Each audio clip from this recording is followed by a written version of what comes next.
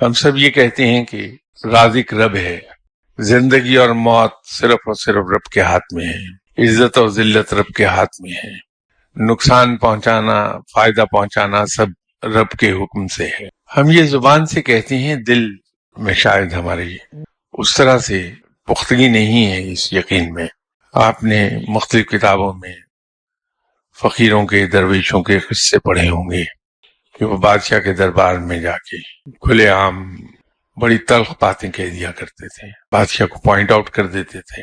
تم یہ غلط کر رہے ہو۔ یہ ایمان کی پختگی کی وجہ سے ان میں وہ جرأت تھی کہ ان کو پوری طرح سے یہ یقین تھا کہ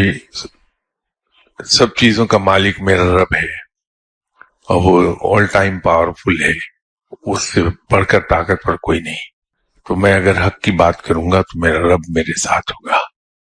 تو اگر ہم یہ چاہتے ہیں کہ ہمارا دل مضبوط ہو جائے کہ ہمیں کوئی چیز خوفزدہ نہ کر سکے، نہ کسی شخص کا عہدہ، نہ کسی کا اقتدار، نہ کسی کی دولت، نہ جنگل کے کسی جانور کا خوف، تو کہ اپنے رب پر اندھا یقین کر لیں تو دل خود بخود مضبوط ہو جائے گا۔ اس سے بہتر اور نسخہ کوئی نہیں ہے۔